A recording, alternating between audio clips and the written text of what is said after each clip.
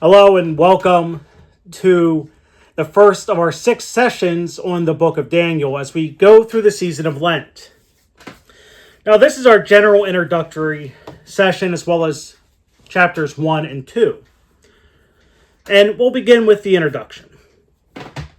Now, Daniel itself has some interesting scholarship behind it. Most scholars place Daniel to circa 165 BC. And this is mainly because of the language involved. If you look at the language, there's 2 separate languages that were initially used in Daniel. And you can break it down as Daniel chapter 1 verse 1 through chapter 2 verses 4a, and then chapters 8 through 12, which were initially written in Hebrew. But then starting in chapter 2 verse 4b through the end of chapter 7 was initially written in Aramaic. And what's interesting with this is that Aramaic was the most common language in the ancient Near East, especially in Mesopotamia where Babylon would be, in the late Persian period. So after the events that are given in or accounted in the book of Daniel. But then you have other parts that are Hebrew, which is a little off. And this leads some to place Daniel in the time of a different exile, different foreign domination. The scholars also have yet to find any mentions of the book of Daniel prior to the 2nd century BC. It doesn't mean that the stories didn't exist beforehand, and there is evidence that indicates chapters 1 through 6, the stories that we really know of Daniel, were passed down in an oral tradition earlier. And this brings into using more the modern historical critical method of the idea that there were multiple authors of Daniel. It wasn't just Daniel writing this down, but multiple people. And it was attributed to Daniel, not to deceive people, but to kind of establish an authority to the book itself. And part of this also comes about because we know really nothing about Daniel except what's in this book of the Bible and a few of the apocryphal books that are tied to it. More on that later. But overall, Daniel has a simple message that God is sovereign over all the earth and over all history. Over all the kings, over all the empires. Everything can be swayed by God's will. Now, contextually, the events of Daniel tend to span from about 605 BC until 539 BC.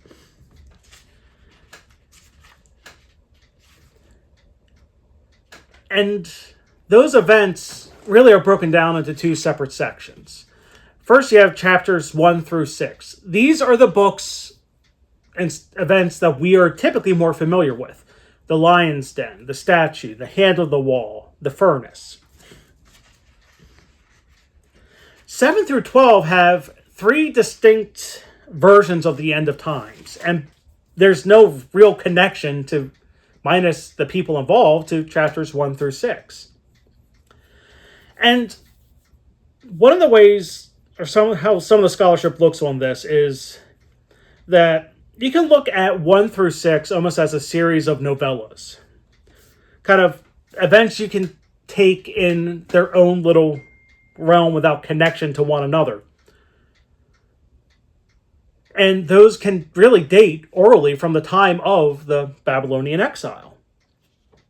Even if they are tied to the Persian exile that came later. But they also really fit with the Hellenistic domination of the Hebrew people from 333 to 6 through 63 BC when the Romans took over. 7 through 12, this is apocalyptic literature. Basically, Daniel, the second half of Daniel is the revelation of the Old Testament. And much of this really does get tied into that Greek period later. It fits very well with the Maccabee rebellion against Antiochus, and we'll get into that later, including who the Maccabees were and how Daniel relates to Maccabees and some of the apocryphal works that are in a Catholic Bible, an Orthodox Bible, but aren't included in our Protestant Bibles. But this does fit with all apocalyptic literature, where people who are feeling oppressed are often drawn to the apocalyptic literature because it does give them hope, but also it helps them work through the times they are in, which shows the timeless nature of Scripture. Now, the book of Daniel doesn't give you a roadmap, like sometimes you can get out of Revelation. But it does render a picture of what is to come. Now in this, because we are taking this as a Bible study as well, there are some who look at Daniel as not a real person. But it's not that Daniel isn't necessarily real. It's kind of the same as with Job and Noah. There's trying to find proof that they exist is difficult. Doesn't mean they didn't exist, even if the authorship of the book is spread out over different people. But overall, this is the most unusual book of the Old Testament. But it is a book that reminds us of the power of God in the world. And that, at a minimum, is why this is important. As we enter chapter 1 of Daniel, there are going to be many passages of Scripture that I realized I did not put into your packet. Last time I taught this, I didn't need to. I don't have two massive whiteboards I can stand in front of and write everything out to give you a chance to copy. So there will be a link in the description or in the post itself to a PDF page with the different passages of Scripture, and I'll have some at church as well. Now, to place Daniel in the greater part of the Old Testament, the very beginning of chapter 1 sets in that this is the third year of the reign of Jehoiakim, king of Jerusalem, or Judah. Now, this ties into 2 Kings chapter 24, verses 1 and 2, and 2 Chronicles chapter 36, verses 5 and 7. Those mention King Jehoiakim. And we're dealing with the fall of the city, as is seen in verse 1. And the biblical counterparts to this are 2 Kings chapter 25, verses 4 through 21, Jeremiah chapter 52, verses 7 through 27, and Jeremiah chapter 39, verses 1 through 10. Those go into the fall of the city itself, as well as the prophecies of what was going to come from Ezekiel chapters 20 through 24, and again in Jeremiah 25, verses 8 through 11, which foretell the coming 70 years of captivity. Now, in the historical text of the Old Testament, we see that Jehoiakim remained a vassal in Jerusalem, according to 2 Kings chapter 24, verse 1. And we know from 2 Kings chapter 24, verses 8 through 15, Jeremiah 52, verse 29, and Ezekiel 1, verse 1, that 8 years later, 832 additional people from the city were exiled, including Jehoiakim's son, King Joachim. And one important thing to take as we get into this is what comes from verse 2. And the Lord gave Jehoiakim, king of Judah, into his hands. As Jerome puts this in his commentary, since Jehoiakim is recorded as having been given over, it means the Babylonian victory is actually a victory of God, because God decided what was going to happen. King Nebuchadnezzar didn't win. God let this happen. This was God's choice. But immediately into this, we get, starting in verse 3, to bring some of the people from Israel into exile, and those who were skilled with all wisdom, knowledge, understanding, learning, like the gifted, especially the noble children, to bring into Babylonian service. We could ask, why noble children? We can ask why they would do this. And really, part of this, and I know Dr. David Jeremiah brings it up in his book about basically that all these people would be turned into eunuchs, which was a common ancient practice as those who would serve the king. That way they wouldn't have families, they wouldn't cause problems in the harem, would be turned into eunuchs. But why the practice in general of bringing basically in the noble children into the royal court? And part of this in general is the idea of you would take the best and brightest of the conquered people and bring them into your service to advise you and to help rule the empire. Basically bring in the best and brightest.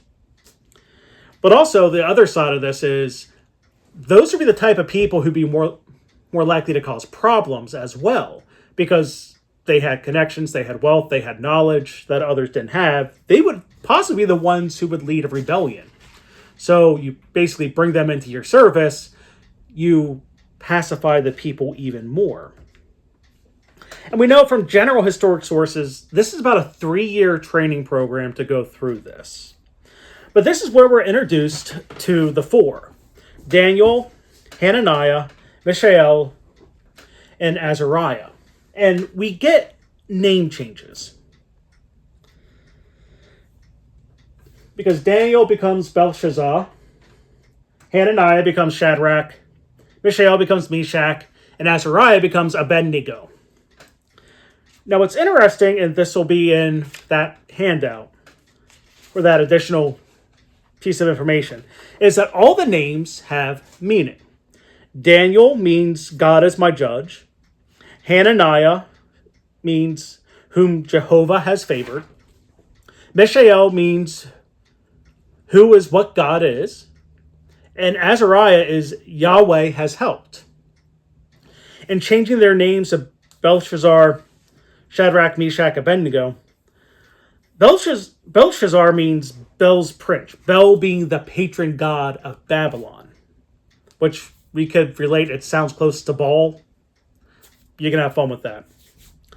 Shadrach means inspired by the sun god Aku. Meshach, who can be compared to Shak. And Shak was the Babylonian name for the goddess Venus in Greek and Roman mythology. And Abednego means servant of the singing fire. The Babylonian fire god being named Nebo. So we're getting a name change where names that were honoring God now are being changed to names honoring Babylonian gods. And this is a big deal. I mean, we understand it in our own culture. Sometimes you get the book of baby names and see what names mean. But this is still meaningful in other cultures, not so much our own. In African culture, this is still very important. It was important in Native American culture that names reflect the person. This is the same in Hebrew culture. Names had meaning. And this is something we still see in the culture today, especially when one would convert to Islam, for example. Think of Muhammad Ali. His original name was Cassius Clay. He changed it in conversion. And biblically, we see this as well. We have Abram turning to Abraham in Genesis 17, verse 5. Jehoiakim, his name was actually given to him by Pharaoh, according to 2 Kings chapter 23, verse 24. Zedekiah himself was named by King Nebuchadnezzar in 2 Kings chapter 24, verse 13. And this brings us to a point of reflecting. What's the importance of a meaning of a name? How do we deal with naming children? How important was the meaning of our name when we were named? Or even thinking of the changing of names. And debates over when a couple gets married and what's the last name? Does one change their name? Is it a hyphenate? Do they keep their own? But here's another question, and this is one I really do not have an answer for you, just my own speculation. But in our practice, and at least thinking back what I was taught going into Sunday school, why do we call Daniel Daniel, but for his three contemporaries, we don't use their Hebrew names. We don't call them Hananiah, Mishael, and Azariah. We call them Shadrach, Meshach, and Abednego. So we use the Hebrew name for Daniel, but we use the Babylonian names for the other three. No idea why. I will say I will probably use them a little interchangeably. I prefer to use the Hebrew names because I like consistency, but that's a whole other concept. But in chapter 1, after they are selected and brought into training, we get the thing with the diet. And it brings up the interesting thought about our own relationships with food. I mean, we could go back into the Old Testament, and again, this will be in the handout, or the digital handout in addition, of what some of the food issues were, because for these 4 young men, if they were trying to follow the kosher laws, this was going to be a problem. Because the Hebrew dietary laws are found in Leviticus 11, Leviticus 17, and Deuteronomy chapter 24, or chapter 14, sorry. Those are their dietary rules. The Babylonians weren't under those same rules. But even for us, sometimes we have that debate as well. Meanwhile, we go into Acts with get up, Peter, and eat when he went to see Cornelius. But this is a continuing issue of what can be eaten and couldn't be eaten within the Christian church. Romans 12, 2 Corinthians 6, 1 John 2, 1 Corinthians 8. The interesting thing with food, and we still deal with this, of what you should and should not eat. When looking with them, it's important to see the motivation behind it. And much of this was about faithfulness to God and not defiling themselves by eating the food. For some, it could be seen as they're keeping God's commands in the law of Moses. For others, they can see this as a sign of discipline and spiritually staying connected with God. We can also say they were trying to make sure they weren't eating food that was sacrificed to a pagan god, because people were practical. When an animal was sacrificed at an altar to a god, including in the temple, the entire animal was not consumed by fire. In the temple, it was the blood specifically was given to God, but things that were fragrant were burned. The rest of the meat, especially the temple, went to the priests, but there was also in most of the pagan world, they sacrificed the animal to a pagan god, and then the meat was sold in market. And this was an issue in the New Testament as Christianity spread. But here it is, you have them basically saying, let us eat our own diet. And you have to ask yourself, how bad could this be? Because it sounds like only these 4 out of all the ones that were taken into service had issue with this. And put it this way as well. They were eating at the king's table. They were eating the palace food. Now, you can't use the example so much of the White House right now because the current president does enjoy his fast food, and that's a whole other thing. But you think of like the palace food, the elaborate meals. You could probably find enough of this in the news dealing with the royal family with all their struggles right now. This was a big deal because they're refusing the king's food, but they're also refusing the good food. They were going to be eating well. So what's the deeper lesson here? As we look at some of this, in one aspect, this throws a wrench in the assimilation process. There's a reason the chief eunuch does not want this to happen. He's very cautious because that's part of the assimilation. They eat the food. They eat the food, they get used to the food, they leave their past behind and fully embrace being Babylonian. But at the same token, do you think they really cared what they ate? at a deeper level. And part of this is that idea of purity. This comes in some of the apocryphal sources, Tobit 1, Judith 12, 2 Maccabees 6 and 7, of the idea of staying true and pure to God and not assimilating into a fallen world and into sin. But in this, God does intervene because he's seen the faithfulness and these four's dedication to him. What's also interesting is what this says about the man who has to make this decision, that chief steward, Ashpenaz. He's seen here in a positive light because he lets the experiment happen. He could have refused this and said, too bad, you're gone. And he could have just had him killed. Instead, he lets the experiment happen, which is one of those examples where you see someone who isn't one of the Jewish people being seen in a favorable light and letting God's will be at work.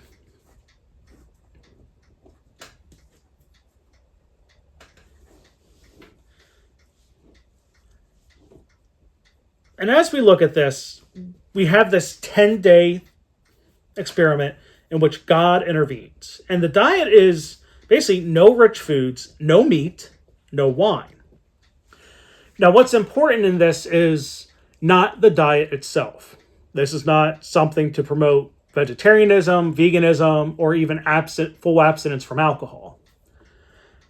Instead, it was the deeper meaning behind it. Now, a number of years, there was a study. It was a 3-week study called the Daniel Plan Diet by Rick Warren, Daniel Amen, and Mark Hyman. And part of the practice was you would cut out animal protein for 3 weeks, and there was a fasting component of it. And the important thing was this wasn't meant to be the lifelong diet. It was basically a short spiritual practice, which would fit with the idea of the 10-week diet, or that 10-day diet experiment. This wasn't about, I'm never eating meat again, or never drinking wine again, or never eating rich food again. It was the fasting discipline of giving up something, abstaining from something physical, especially physically pleasurable, but turning that abstinence from those things into a spiritual gift to God, a sign of dedication to God. That's the important part of even a Lenten fast itself. It's not the idea to lose weight or to get better habits. It's giving something up in return, giving that time, that effort, the money, whatever, to God and to God's uses. So you're kind of getting a foretaste of a Lenten fast discipline here in chapter 1 of Daniel with this diet. And we see God responding. Because God, as you see in verse 17, God gave them learning, skills in all literature, wisdom, and Daniel understanding in all visions and dreams. Now, this isn't to be seen as earning things from God. These are gifts of God freely bestowed by God, not because of any human action or merit. Instead, God is bestowing them gifts in part because they were faithful. Their hearts were in the right place, and they were going to use them for God's higher purpose, not for their own. And that's an important aspect. As you look at spiritual gifts, they're not earned. They're given by God, not as a response to actions we already did, but because God is going to use them. And we see the fruit of this when they finally go before King Nebuchadnezzar, and they do 10 times better than everyone else. This is because they are divine gifts. Now, if we would look back into 1 Corinthians at the spiritual gifts, people can do those different spiritual gifts. You can learn to get better at them. But there's a difference between learning the gifts and God giving you the gifts. Being given the gifts by God is going to be significantly more effective than the effort than any effort we can put in to give those gifts, to learn them ourselves. And that's where we see here in chapter 1, as we round up this chapter itself, we have the first sign of faithfulness. We see God is in control of the kingdom, but also God is in control in individual lives as well. And we see God's response to the faithful as we seek to follow him. And what's important, this last verse, chapter 21, and Daniel was there until the first year of King Cyrus. The chronologically in Daniel's kind of all jumbled. There's a reason why scholars think it's more than one author, and a few of the reasons they're saying this wasn't all written down by one person at the exact same time, because the chronological orders is kind of all over the place. But to say that he made it to King Cyrus, that means he survived King Nebuchadnezzar, King Amel-Marduk, Ergilisar, Lebasi Marduk, Nabonidus, King Belshazzar, and then into Cyrus, and potentially others. We'll get into that when the time comes. This is saying that he had a long role as this advisor of Babylonian. And we will see how God uses him and Hananiah, Mishael, and Azariah to do God's work and be instruments as God controls the actions of Babylon and Persia.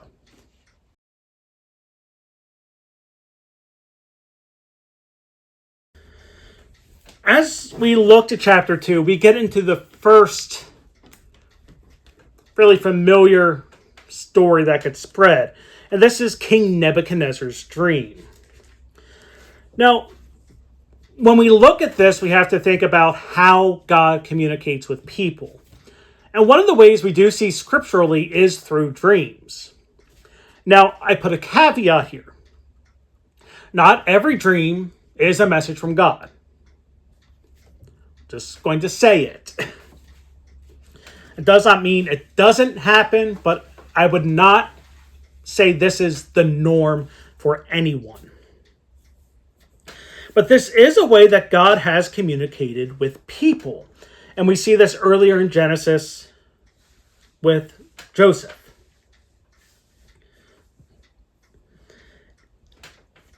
And really, what's important when we think about God using it as dreams, I'm going to go back to St. Jerome and his commentary, where he gives the idea of that it's not either Pharaoh or, in this case, Nebuchadnezzar, who deserved dreams from God, but instead, God used those dreams as the means for first Joseph, and in this case, Daniel, to receive preference from the king.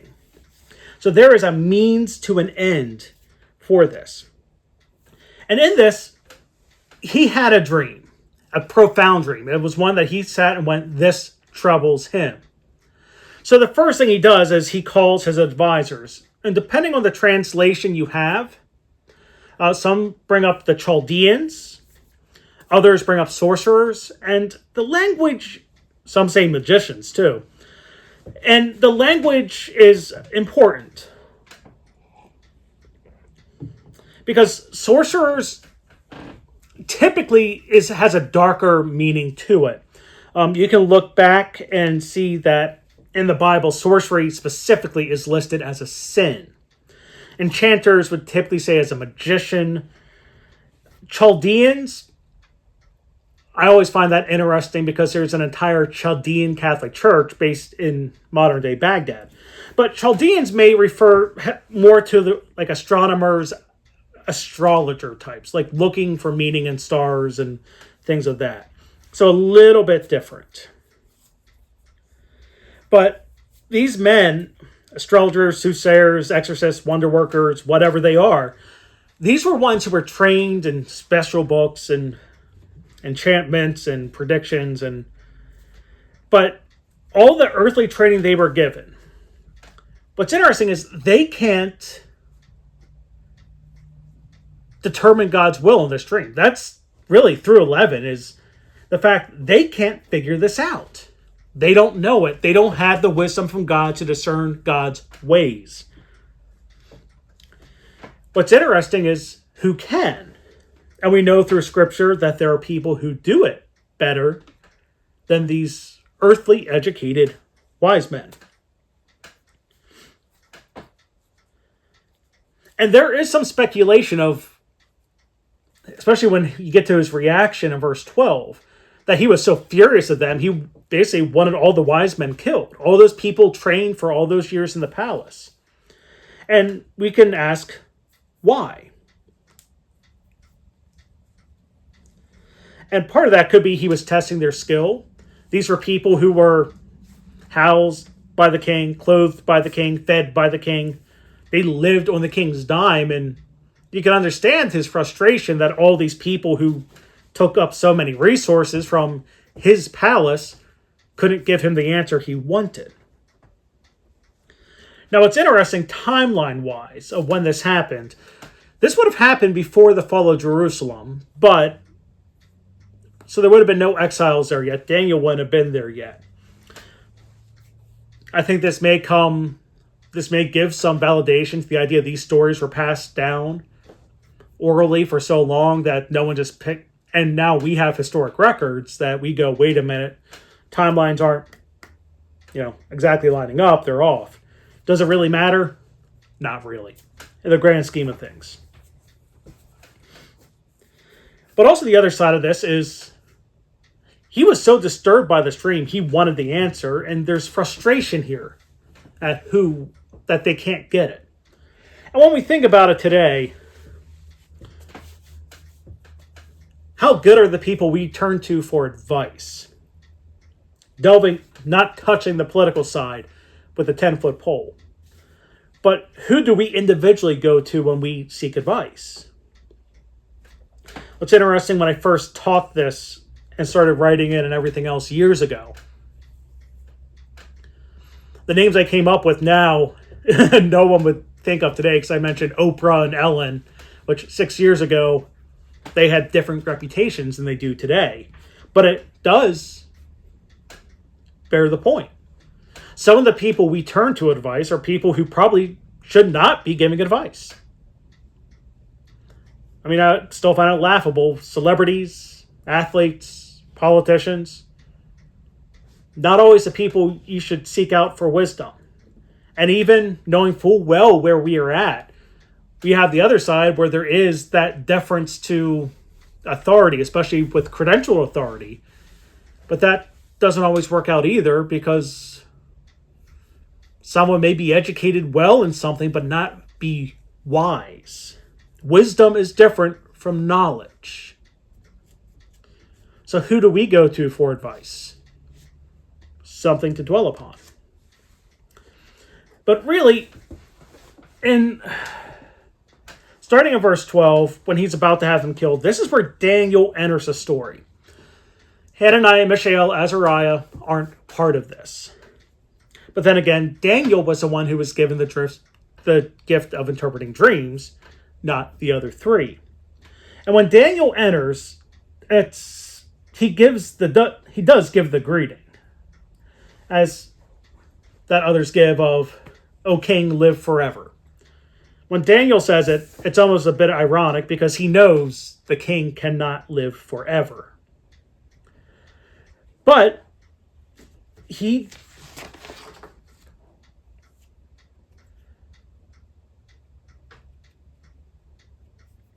as he enters in 17, knowing what's going to happen, he doesn't hightail it out, because he's one of the wise men. Instead, he requests to see the king, to basically go into a dangerous place.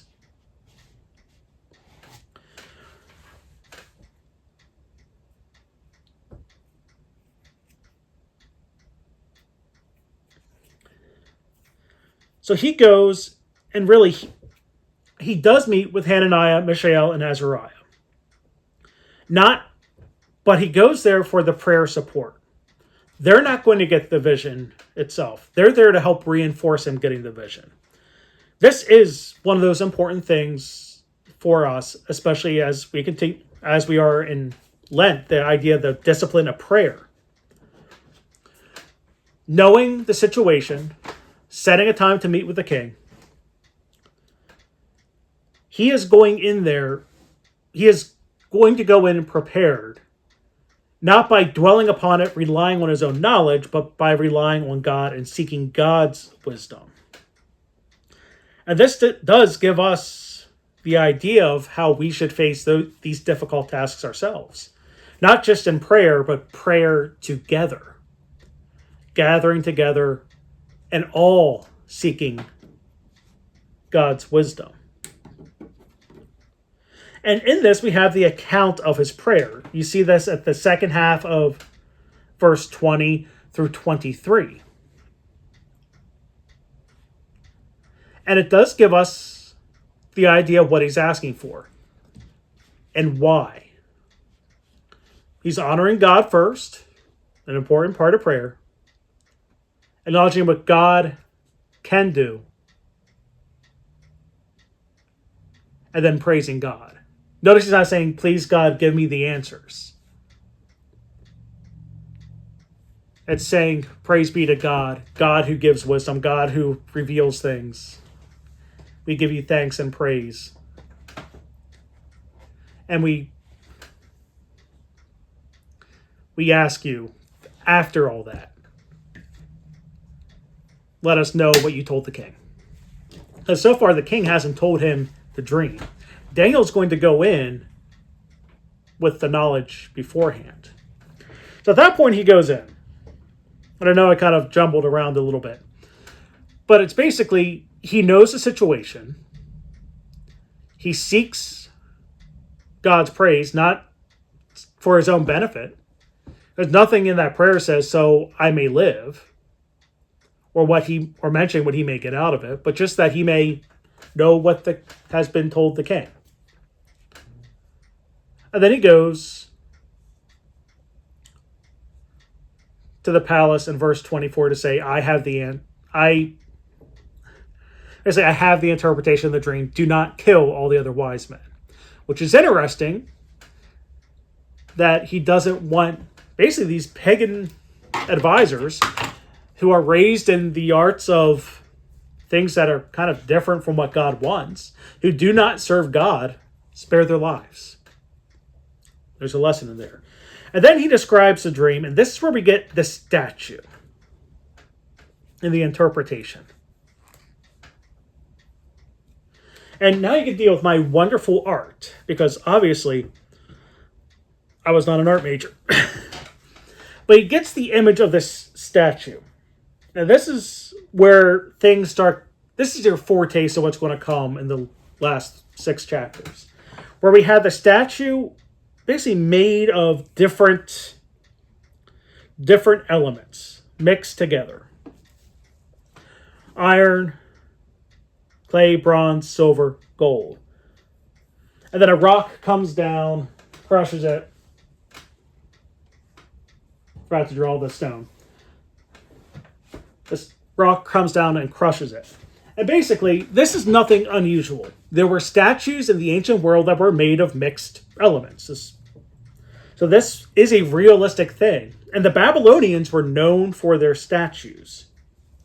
So what are they? I mean, you have the gold head, the silver body, bronze kind of torso or upper thighs, iron legs, iron and clay mixed down at the bottom at the feet and then on the ground. And I'll just put the big stone.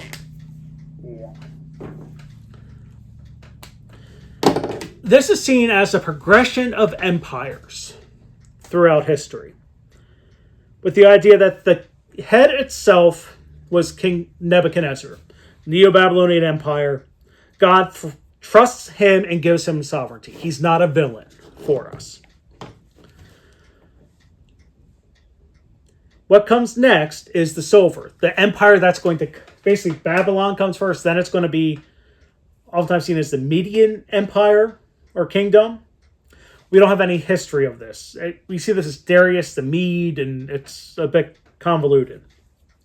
The brass would be the Persian, iron the Greek. Iron and clay is unstable. The mixing of them together, it's not as strong as, it's not going to last. And this was seen as potentially the reign of Alexander the Great in the is he builds this great empire, that's the iron. After him, he divides the kingdom. And it becomes a mix of different dynasties, like the Ptolemies in Egypt, of which Cleopatra would be a member, being the last Ptolemaic queen of Egypt before the fall to Rome. You had the Seleucids, who stayed in the Middle East, being iron. You kind of had it became an unstable environment that led to the rise of Rome. The stone is God's kingdom. And by the stone crumbling the entire statue, it's the victory of God's kingdom over the earthly kingdoms. Now, that is one interpretation.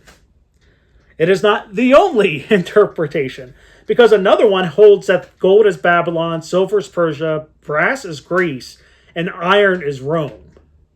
And then basically the iron and clay would be, some would say there's a prophetic gap in there, and then that would just be the mix mash of all the different earthly kingdoms and God's kingdom destroying it all. So it's one of those things that's open to interpretation. And there are some, I guarantee, if you wanted to go down the rabbit hole, you could go on the internet and find new interpretations, including the modern world. That maybe it would go Babylon, Persia, Greek, Rome, or maybe just taking out the Greeks. Like it's one of those interesting things when you get to kind of the apocalyptic prophecies, of which this kind of is. It's foretelling the God, ultimately of the end, God's kingdom will topple all earthly kingdoms. And this is why he was unnerved, because basically he realized here's a massive statue, which would be familiar to him. This is realistic for him. He could have easily seen it as, this is going to be the fall of my kingdom. Who is going to destroy my kingdom? Instead of what it really is. Of course, there's another one with this as well.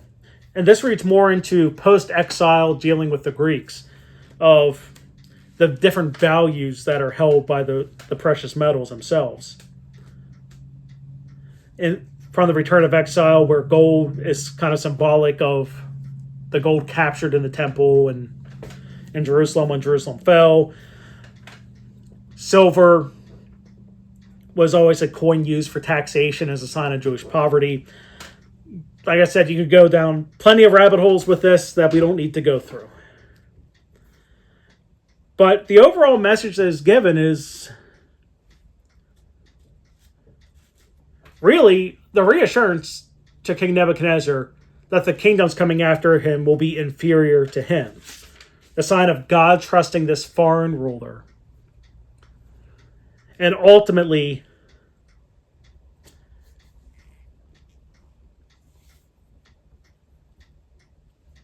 the role of God in this.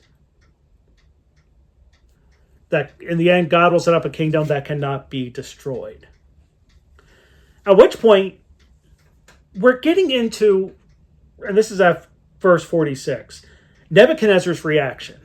One, he could be relieved that he's considered a great king, that this God, as he says, truly your God is God of gods and Lord of kings. It's one of the interesting things with Nebuchadnezzar throughout Daniel. He says something very close, but he never goes the full way. He doesn't turn his back to the Babylonian gods and Babylonian culture. He doesn't 100% dedicate himself to God, but he does acknowledge God as God. He is not a villain in this book. And this is, again, something very interesting. With the idea that the foreign king here is affirmed. You're not getting a future promise of an independent Jewish state of Israel or Judah and return to complete freedom and freedom from foreign domination. But here you have a foreign king being seen as giving homage to God and raising up God's servant Daniel. As well as here we see the changeover, Shadrach, Meshach, and Abednego at the end of chapter 2. But these four who were involved in discerning the prayer, even though Daniel was the messenger, credit's also given to the 3 who were praying with him. And Nebuchadnezzar raising them up to rule over Babylon.